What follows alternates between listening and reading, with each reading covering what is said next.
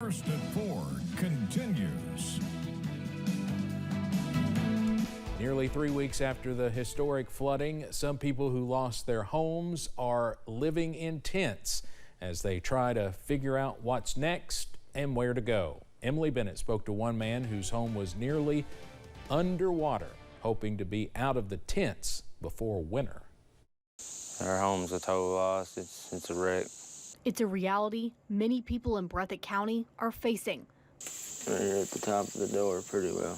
Floodwaters coming fast in the middle of the night, taking everything from them. Seemed like it was rising a foot every couple minutes, seemed like it.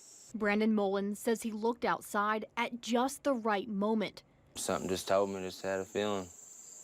Where it's been raining all night, I know, sometimes I know how it is with water. That feeling may have saved him and his disabled uncle, carrying him to the road to safety. It's the only place we know where to go, because we was trapped, nowhere we were stranded.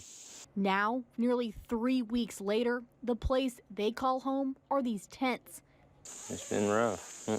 Sleeping on cots, surrounded by the only belongings they have left to their name.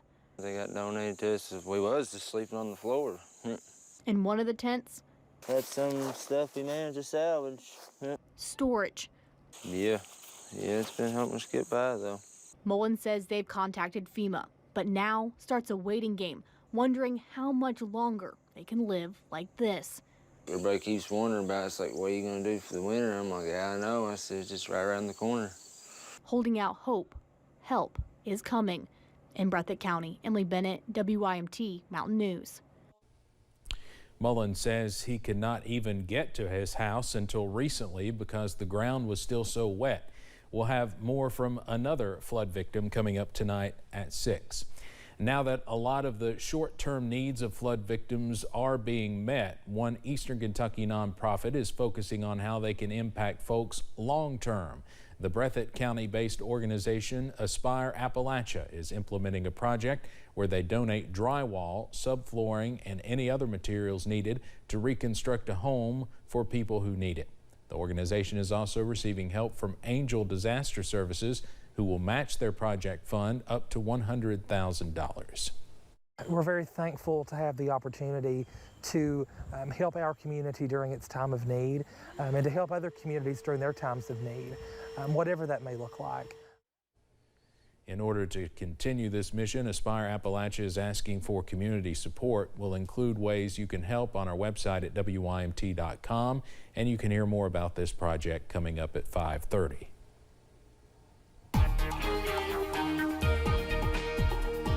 Well, a few fair weather clouds bubbling up this afternoon, trying to bubble up into showers and storms. We've seen a few showers and downpours around the region. One area we haven't seen that yet, high knob camera, UVA-wise, you see those clouds bubbling up, but they're not bubbling up into much just yet. Low 70s out there, by the way. Downtown Whitesburg, well, we've got a shower not too far away. You see that in the distance, and the sun is behind the clouds this afternoon. 76 right now, but that dew point's at 62, so we don't have that deep moisture in place. We're in the low to mid 70s for temperatures for most of the region. A few 80-degree readings, Manchester and Irvin chief among them, and 81 in Jonesville right now. 78 Middlesboro, 79 Jacksboro, Monticello, and Somerset. Not far away. Pinpoint Doppler, the main area of rainfall just north of downtown Jackson and east of downtown Jackson in the far eastern parts of Breathitt County, eastern Jackson County as well. These are moving to the south, believe it or not, with a slight component to the southwest. So likely some light rain in downtown Hyden right now and a little bit not far away from downtown Hindman as well, and of course south of downtown Hazard. Everything will continue moving to the south through the evening hours. That's where the main focus will be. Across portions of Tennessee and into the Virginias tonight. So for us, a few clouds later on tonight. Anything that does develop will diminish past sunset in the low 60s overnight.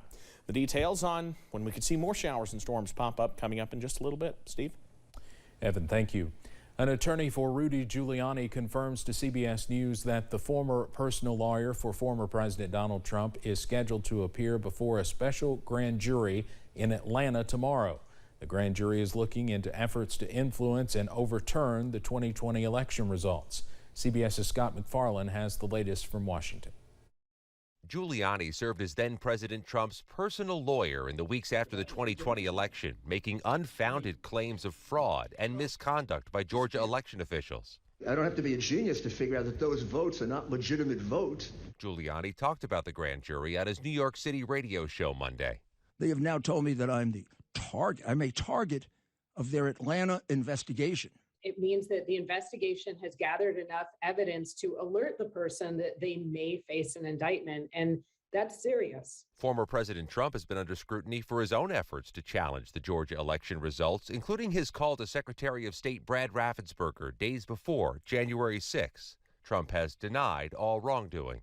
Look, Brad, I have to find 12,000 votes. Another Trump ally, South Carolina Republican Senator Lindsey Graham, asked a judge to block a subpoena from the Georgia grand jury amid questions about his own phone call to Georgia election officials. He argued he was doing his due diligence before voting to certify the election and should be shielded from having to testify. But the judge disagreed.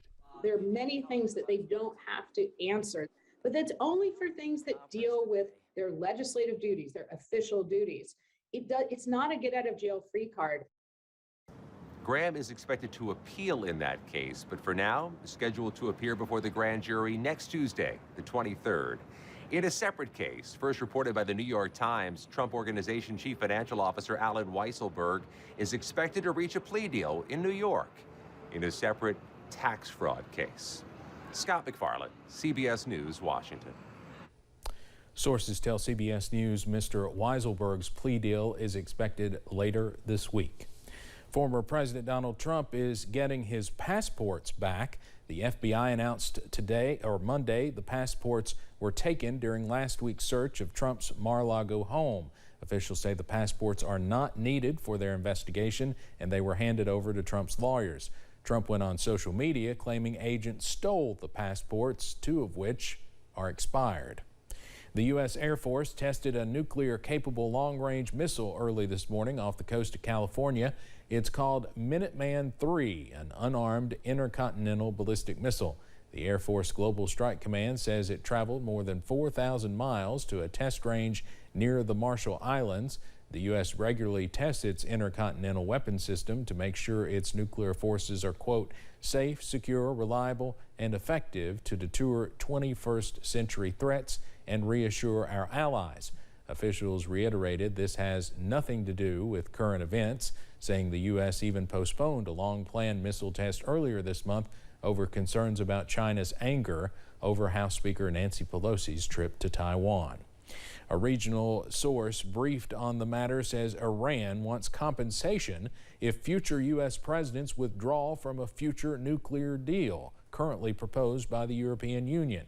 In 2015, then President Donald Trump withdrew from the deal reached under his predecessor and kick-started strong sanctions toward the regime 3 years later. The regional source said Monday Qatar is relaying messages between Iran and the U.S., and an EU spokesperson says they are talking with the U.S. about the issue. Microsoft co-founder and philanthropist Bill Gates called for South Korea to play a bigger role in global health and to increase aid, working with his foundation to strengthen the fight against diseases today. Gates highlighted the country's vaccine manufacturing, diagnostic manufacturing, R&D capabilities, and diagnostic capabilities as strengths in a speech at the National Assembly. Korea is poised to be a leader in this work. Not only as you raise your aid generosity to match being one of the top 10 in the world, this is a crisis moment for global health. So this is also a fantastic time for our foundation to strengthen the partnership here with Korea, providing great ideas for new tools and more resources to help those most in need. Ahead of the speech, he met with the South Korean National Assembly Speaker and other lawmakers where they primarily discussed how to expand health cooperation and details on what he sees as a bigger role for South Korea. Coming up on First at 4, Hyundai and Kias are being stolen at alarming rates. What's contributing to the thefts and how Hyundai is trying to prevent more. Plus, scattered showers and storms continue to roam about the mountains this afternoon. The details on where they're headed and when they diminish. Next. WYMT News app offers alerts on breaking stories as they happen, customized to the category